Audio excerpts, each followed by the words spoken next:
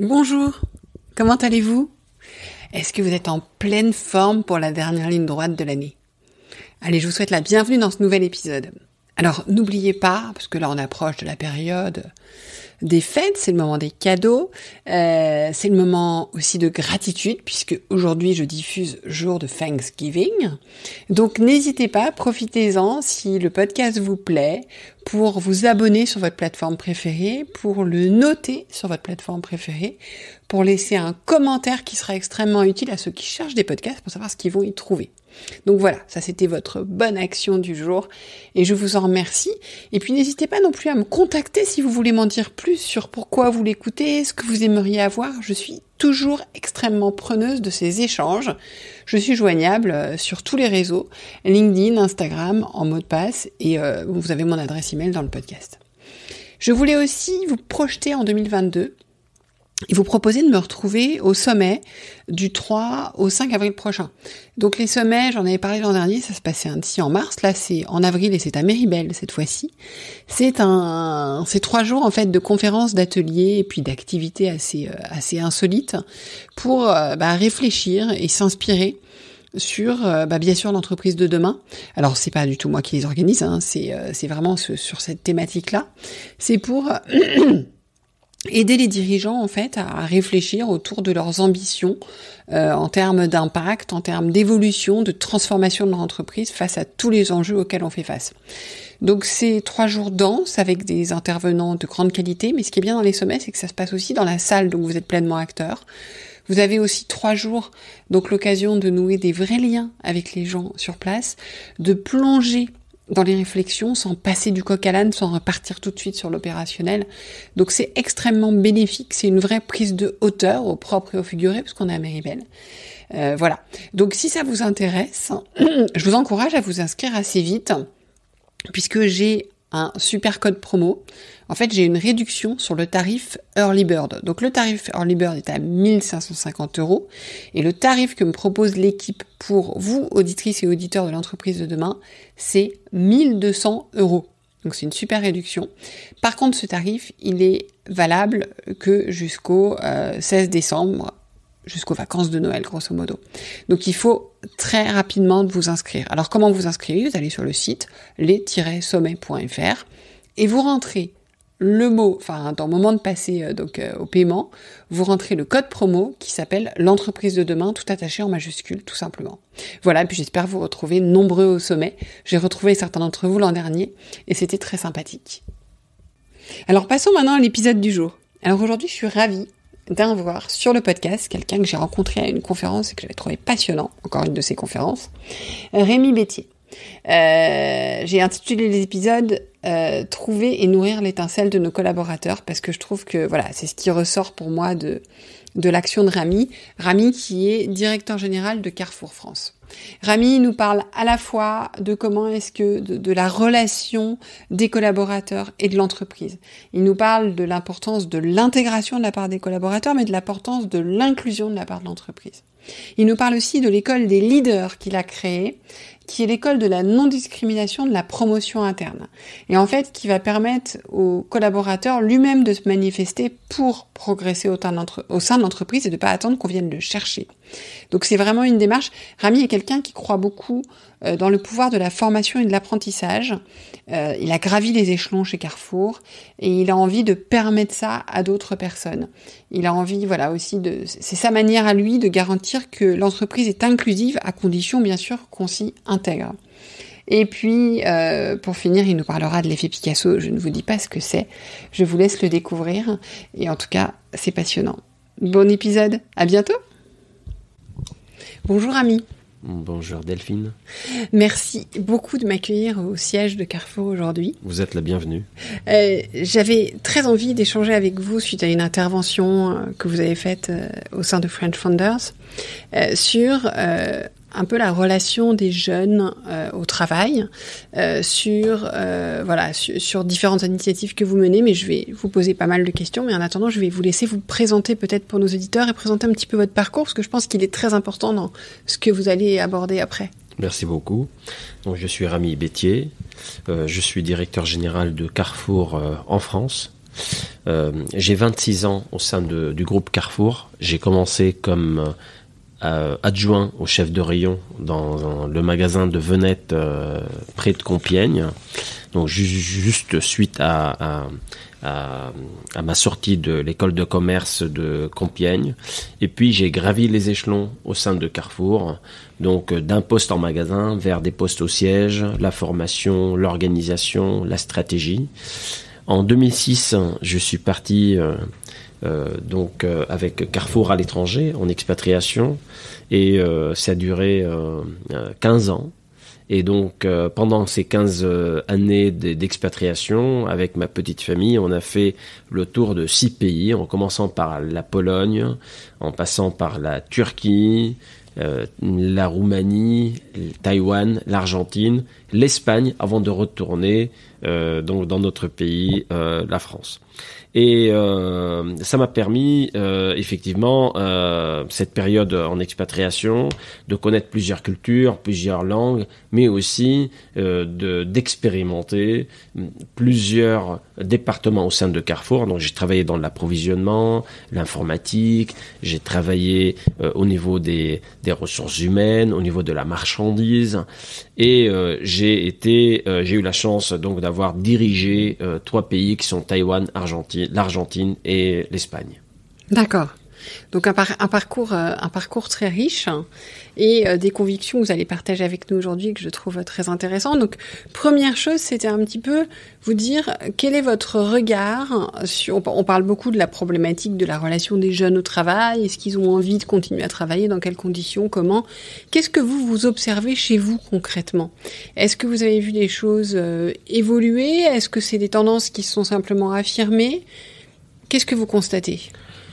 Alors, je ne pense pas qu'il faille aujourd'hui stigmatiser jeunes ou moins jeunes, etc.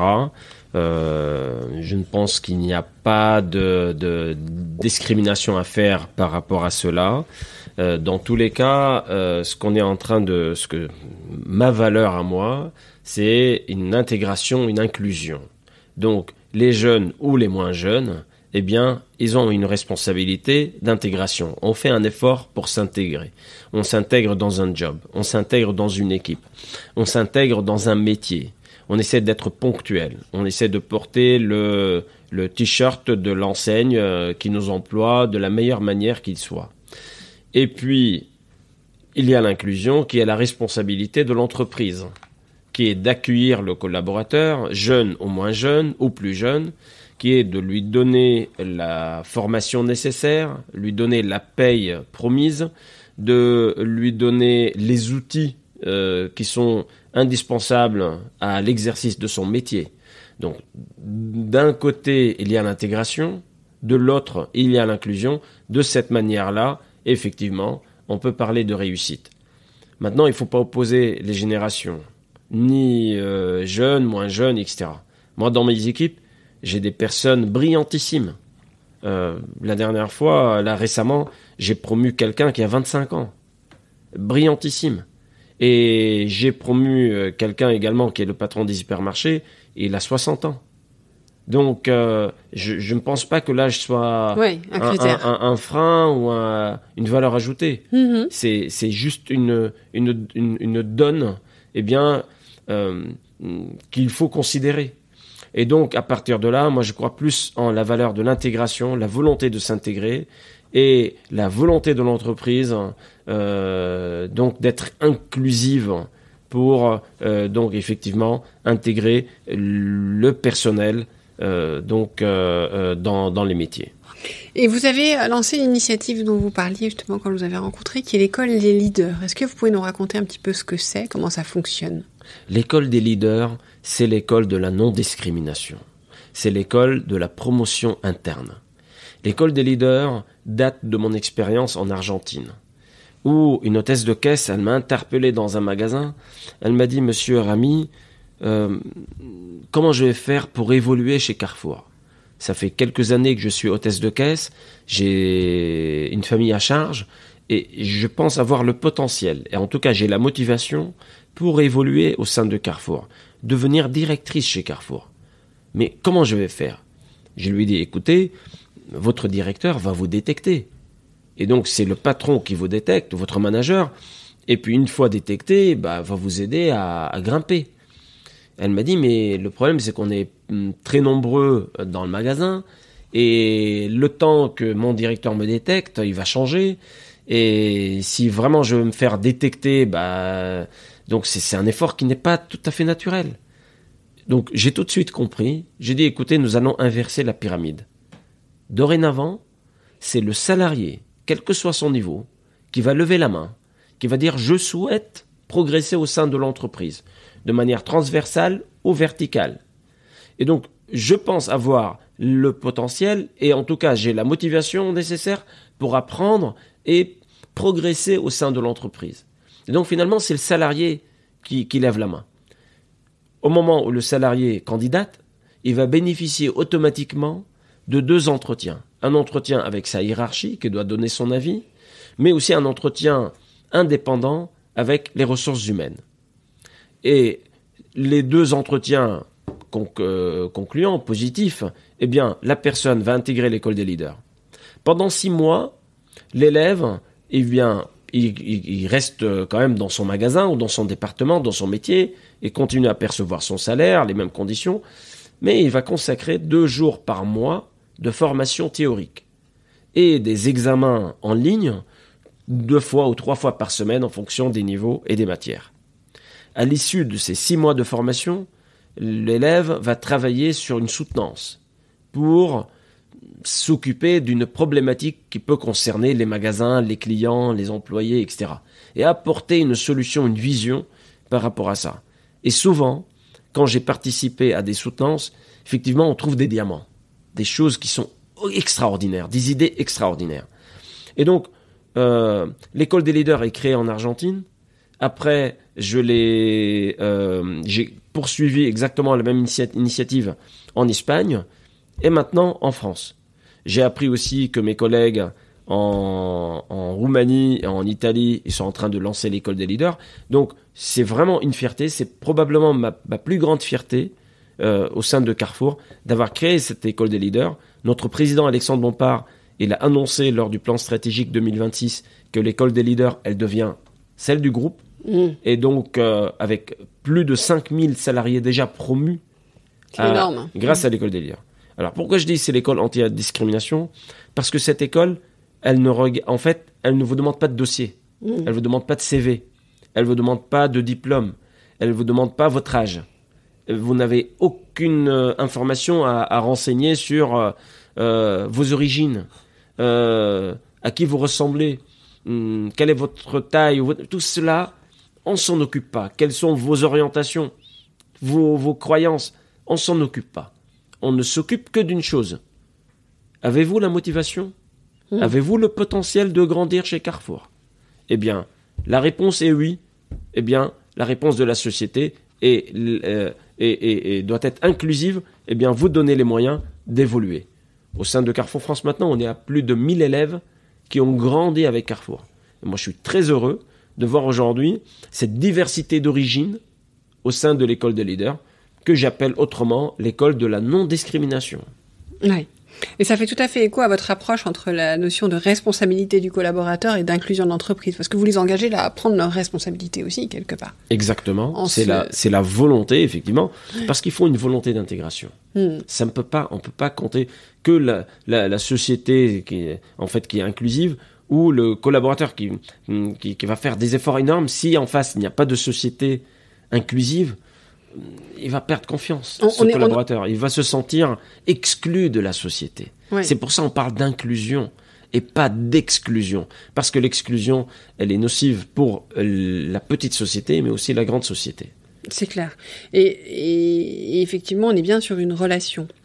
Et puisque dans cette école des leaders, vous êtes prêt à accueillir toute personne sans demander de CV, ce qui, je trouve, est une approche extrêmement intéressante, est-ce que dans le recrutement, vous avez cette même approche ?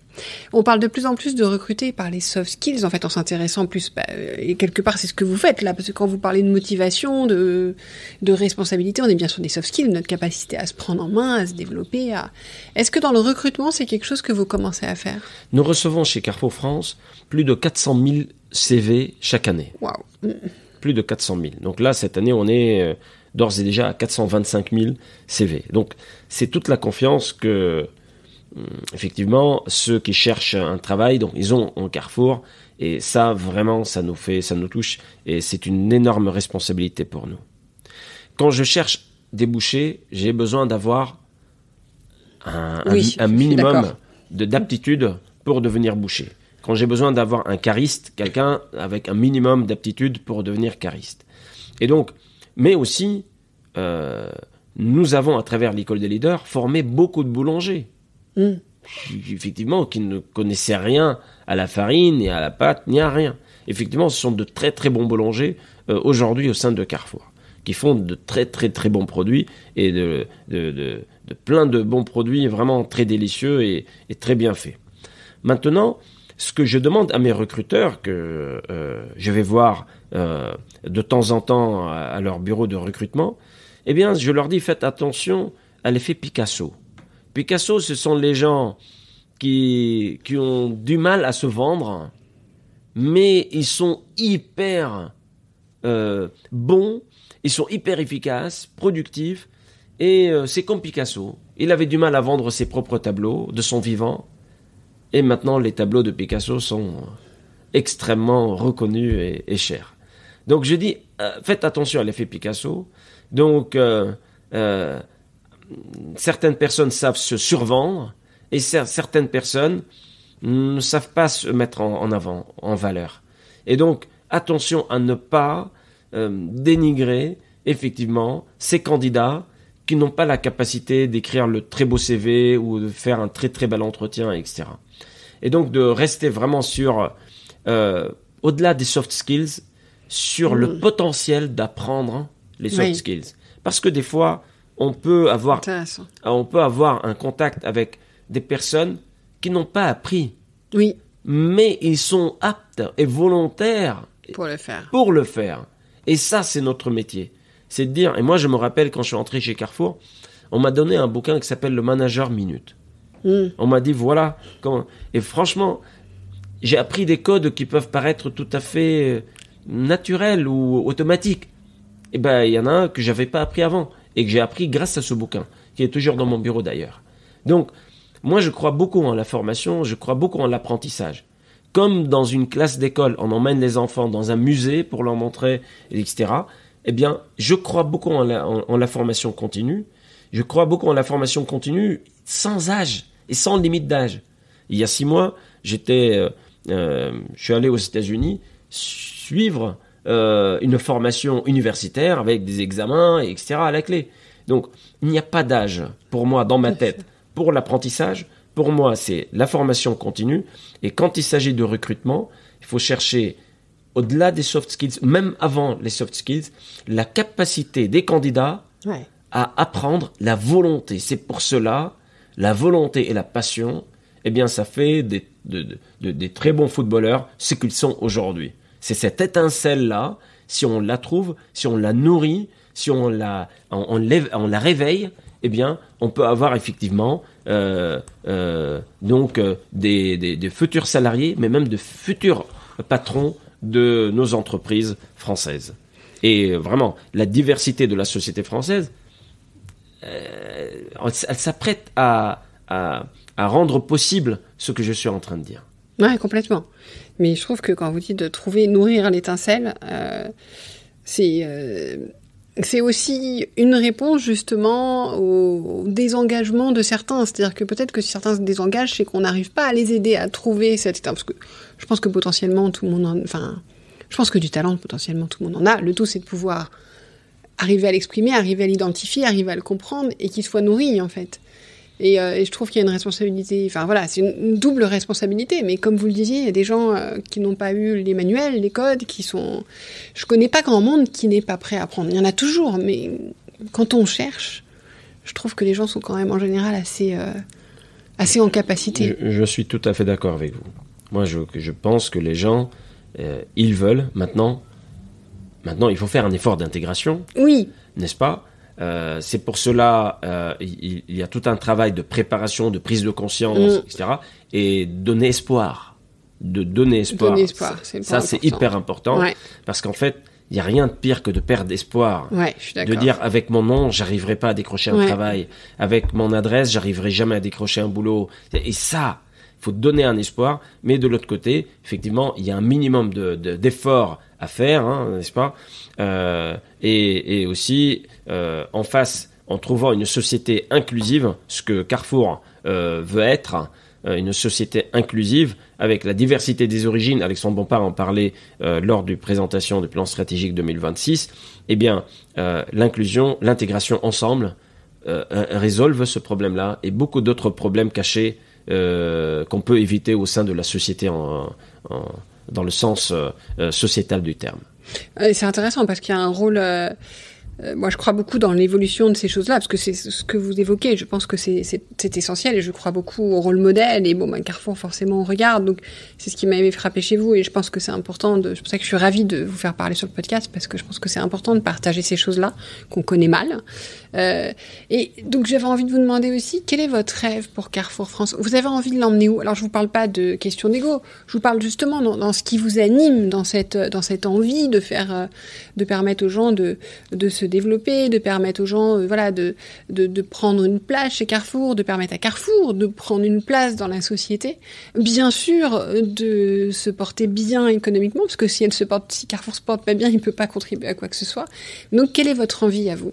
Alors, c'est très simple. Mon rêve pour Carrefour est de remettre les personnes au centre de nos priorités. Et donc, en anglais, on dit « people ». Donc, remettre les personnes au centre de notre intérêt, de notre stratégie, de notre culture. Donc, le client, apporter un niveau de service inégalable. Mmh. Et là-dessus, si je prends Carrefour France, on a fait d'énormes progrès et il nous reste beaucoup à faire. Quand je compare ce que j'ai pu vivre dans d'autres pays en termes de services et en matière de services. Mmh. Je pense qu'on a encore beaucoup à faire en utilisant plus le terme « oui ». Mmh. Oui, je peux vous aider. Oui, vous pouvez trouver le produit. Oui, vous pouvez le retourner. Oui, vous pouvez faire ça. Oui, je peux vous le livrer à domicile. Oui, etc. Le oui au client. Et ça, c'est hyper important. Donc, nous avons fait d'énormes progrès ces derniers mois et il nous reste à faire. Et mon rêve, effectivement, c'est d'upgrader la société française à travers Carrefour France en faisant de Carrefour un exemple de service aux clients. Après, la personne aussi, c'est le salarié. C'est l'émancipation des salariés. Que le salarié qui vient travailler le matin, qu'il vienne avec le sourire. Et qu'il ne vienne pas avec l'angoisse ou l'anxiété. Qu'est-ce qui m'attend, etc. Qu'il vienne avec le sourire. On a fait d'énormes progrès et il reste énormément à faire. Et ça, je pense que c'est un travail de longue haleine. Eh bien, ça commence par moi-même en tant que leader de Carrefour France, eh bien, et en passant par le dialogue social, par la formation des managers intermédiaires, par la qualité du recrutement, la formation, garantir les moyens et les bonnes conditions de travail. Également, dans la définition de personne, je mets également l'investisseur. Parce que l'investisseur qui a fait confiance à Carrefour, et il a mis son argent chez Carrefour, il aurait pu le mettre ailleurs. Et donc, moi, je dois le remercier donc d'avoir choisi le purpose, la raison d'être de Carrefour pour investir dans cette société française. Eh bien, il faut absolument que je lui retourne le retour positif de son investissement. Pas seulement financier, mais aussi par rapport à toutes les valeurs que véhicule Carrefour en création d'emplois, en formation, en service client, en valeurs véhiculées au sein de notre société. Je mets aussi dans les personnes tous les fournisseurs, les producteurs, les éleveurs, donc les logisticiens, toutes les parties prenantes de notre écosystème. Et l'environnement. L'environnement qui va servir aux personnes de demain, bien sûr, aux futures générations. Donc, mon rêve, c'est vraiment de remettre et d'atteindre pour Carrefour France, effectivement, cette personne qui est le client, comme on a dit, le salarié, eh bien, que ce soit le centre de notre vision à long terme. Ok, c'est extrêmement clair et c'est très inspirant. Merci beaucoup, Rami, pour votre temps. Avec grand plaisir, partages. Delphine. Merci beaucoup à vous. Au revoir.